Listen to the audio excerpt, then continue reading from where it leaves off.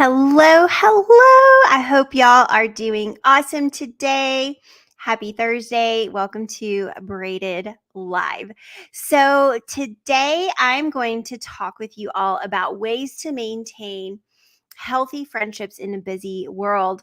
I polled you guys in the Facebook group, and that was one of the hardest, I guess you could say, hardest things about maintaining friendships, or one of the most trouble that we tend to have in friendships is how do I maintain friendships when I'm so busy? And so I get it, you're a tired wife, you're an overwhelmed mama, busy business owner, career woman, all of the things. And the thought of maintaining friendships outside of our families can seem so exhausting to even just think about. Am I right? And so I just want to encourage you. It's okay. I mean, I don't even have kids yet, and I get anxiety about the thought of maintaining friendships in my already full life.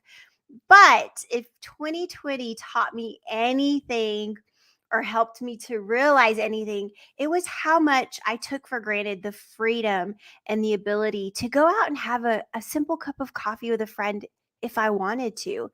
And so we were suddenly all shut in and told, no, you cannot do anything. And so for me, once the world opened back up and I was able to get back out and about, I pounced on it and realized that maintaining relationships outside of my busy life was much needed. I've learned a few things through this realization, and I'm excited to share some of these pointers with you. It's not a lot of pointers, but at least something to hopefully plant some seeds and get you back on there, especially if you're kind of on the struggle bus. And you guys, I'm going to be really honest. When we lived in Portland, I didn't know anybody. Darren worked all the time. I ended up getting a work from home job, and I didn't know anybody. And I got a little used to that. And so when we moved back home, I was on the struggle bus big time. But learning to navigate through being social again, and then the pandemic happening, I just really realized I need friendships in my life. So first, let's talk about the beauty of friendship and what the Bible says about it. Proverbs 17:17 says, "A friend loves at all times, and a brother is born for adversity." First Thessalonians 5:11 says, "Therefore, encourage one another and build each other up, just as in fact you are doing." Proverbs 18:24 says, "One who has unreliable friends soon comes to ruin, but there is a friend who sticks closer than a brother." So, as we can see, God reveres friendship and community very much. No matter how busy or overwhelmed we are, we can't deny that we need friends in our lives. But I know you're busy, and it's way more vital and important to put our families and homes first. And I completely 100% agree with that. So let's talk about how can we have and honor meaningful friendships in our lives without feeling overwhelmed or pulled into a million directions. So number one, my number one tip for you is to choose your friends wisely. Gone are the days where you're trying to be Miss Popular in school or win homecoming queen. Adult friendships should not be a popularity contest. Rather, they should be an embracing of quality process. It doesn't matter how many friends you have, as long as you have one or two that are quality friendships. Quality friends will be loyal friends, they'll be honorable friends, they'll be respectable and truthful. Proverbs 27:6 says, "You can trust what your friend says even when it hurts, but your enemies want to hurt you even when they act nice." You don't want a bunch of phony friends surrounding you who are just nice to you and want to have fun with you. You want good quality, God fearing women in your life who will always, always, always point you back to Jesus, and they'll do it in love and in honesty. The Bible is extremely, extremely clear on picking friends wisely. First Corinthians 5:11 says, "Now, what I meant was that you should not associate with people who call themselves brothers or sisters in Christian faith, but then live in sexual sin, are greedy, worship false gods, use abusive language, get drunk, or are dishonest. Don't eat with such people." Sometimes, as godly women, we think it's mean to be choosy. And let's face it, the world is starting to tell us that also. But it's wise and honoring to God.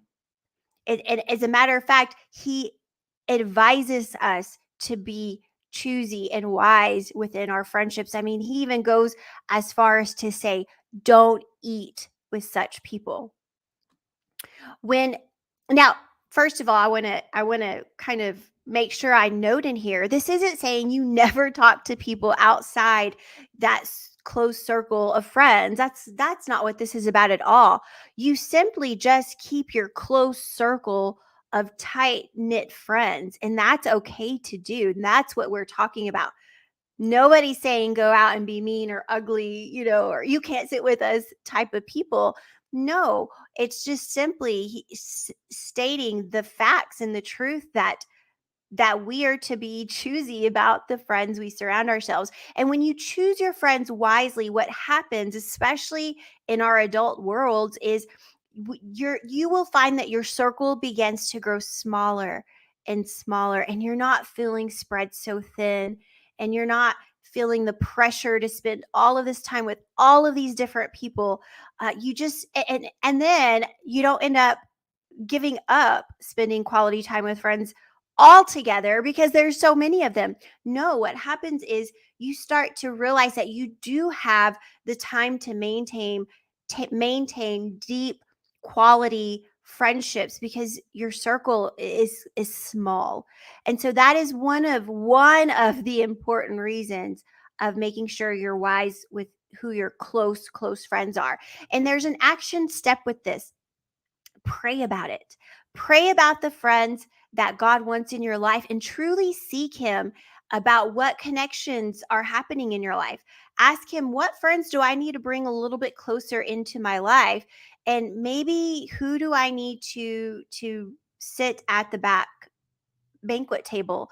If you guys have been in here long enough, and maybe you didn't listen, maybe you did, I don't know, but I actually have done a show on here or teaching on assigning banquet seats, and I actually also have the podcast to that, and I can link that below just so you can maybe have a refresher if you have listened to it, or maybe you haven't listened to it.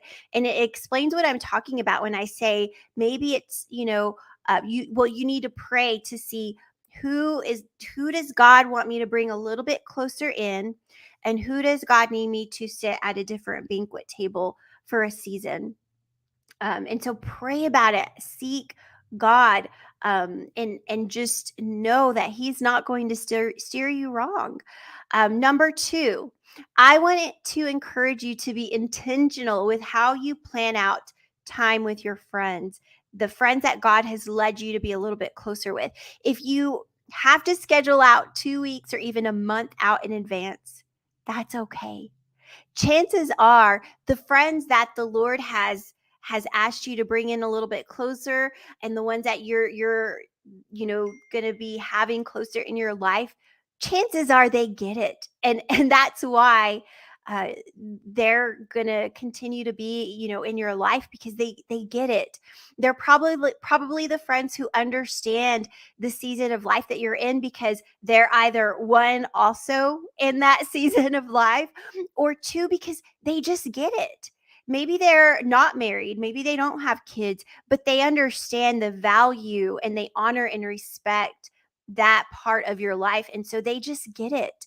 Um, And so they're not going to be offended if you need to schedule that coffee date for April 17th and it's March 1st. They're not going to be offended by that. And if you find a friend who is offended or bothered by that, then perhaps it's time to pray about that friendship and ask the Lord, where does this friend need to be in my life? Do I need to set them at a different table in my life? Do I need to be set at a different table in their life? And, if that happens, it doesn't mean they're a bad friend. It doesn't mean you're a bad friend or a bad person. What it means is that you're both needing different things from each other in this current season, and that's okay. Maybe they are in a season where they need friends who don't have a responsibility of marriage or family or jobs or businesses or whatever the case is. Maybe they do need those friends who don't have those types of responsibilities and have a little bit more freedom than you, and that's okay. That's okay to recognize that, honor that about one another, and bless and release the friendship and wish each other well. There's nothing wrong with that. It's very loving, it's very caring, and it's honoring one another. Hey, I recognize you're in a different season and I want to honor that. I can't give that to you right now, but I honor you and I honor that season you're in, and I want to love you enough to let this friendship go. And again, adulthood is not popularity. It's not popularity land, it's adult land. And it's the kind of land where husbands and kids and jobs and businesses and responsibilities exist, and making other adults outside of some of those responsibilities, um, making those adults happy is just, it's not a part of adult priority. Does it mean that you're going to be a terrible friend? No. Does it mean you're not going to show up um, for your friends? No, that's not what it means either. What it does mean is that you are both adult women who understand responsibilities in life, and who are being intentional with their time and how they're balancing family and friendships. And so there's lots of grace at the table, and understanding that we're all trying to navigate this thing called life and adulthood. So my number three tip: instead of an in-person coffee date or lunch, do you need to do a FaceTime or a Zoom? If so, that's okay. Is it ideal? No. Should that be your every moment that you meet them? It's only on Zoom, it's only on FaceTime. No, I don't encourage that. But if it needs to happen from time to time, that's okay. As long as you're still carving out some time, some one on one time with your friend, and connecting and making some kind of level of connection, even if it means that it needs to be done in the comfort of your home, in your pajamas with your messy hair in a bun, because you are just so exhausted from adulthood. Again, the friends that are supposed to be in your life are going to get it, and they're going to understand, and they're just going to be happy to see your sweet face. So, it's okay if you need to back away from one-on-one in-person meetings for a season. Just let your friend know that, hey, I am so overwhelmed right now. The kids have basketball practice every day, and one has dance, the other has cheer, the other has softball, and I am trying to get food on the table all on time, and also trying to run my business. Can we please meet on FaceTime? Your friend is going to love you and going to be okay with that. And she's just going to be thankful that you're carving out some time for catch up time. So if you have to do that every once in a while, it's okay. So those are all the tips that I have today. We're going to go through those really quick, just real quick for those of you who maybe are writing notes. But choose your friends wisely. Be intentional with your time when scheduling friend dates. Make sure that it's a time that you can, in fact, meet with them. Number three, don't worry too much about the logistics of seeing your friends. Just see them. So I hope that that blesses you guys today, and I hope that helps you and just gives you a little bit of perspective on this adulting thing with friendships. I mean, it can be hard. It can be so hard, but there are tangible ways to maintain healthy friendships. It takes a lot of communication, it takes a lot of grace, it takes a lot of love, and it takes a lot of God. It takes a lot of inviting God into your relationships, into your friendships, into how you're approaching friendships. And it's worth it. Friends are truly, truly worth it. So I'm excited to start talking a little bit more about friendships, as it's been something that's been near and dear in my heart. As over the past few years, I have really learned how to navigate through friendships. And I have some of the most amazing friendships in my life right now, and it's been a lot of learning, it's been a lot of growing, it's been a lot of pushing myself through conflict and being honest in conflict. And that's probably one that we can talk about maybe later, is navigating through conflict, because it can be done. I've always been one, if I'm quite honest and candid, that would not face conflict with a friend head on. I would turn and run the other direction. And over the even just the past few months, I have learned how valuable it is to be honest, and to receive grace in that honesty. Um, I have gone through that with a friend recently, and it was beautiful. And I feel like for me, some chains were broken in my own faults and in my own things that I struggle with. And thankfully, she is a woman of God who showed me so much grace, um, for something I was navigating through. And so there's so much that can go into adult friendships, and so much that we can talk about. And I feel like I've been at that sweet spot um, here lately, and so it's really made me passionate about talking about it and helping others with it, because friendships are important. They can be hard as adults to maintain, but they are important and they're so worth it. So I love y'all, and I hope that y'all have a blessed day.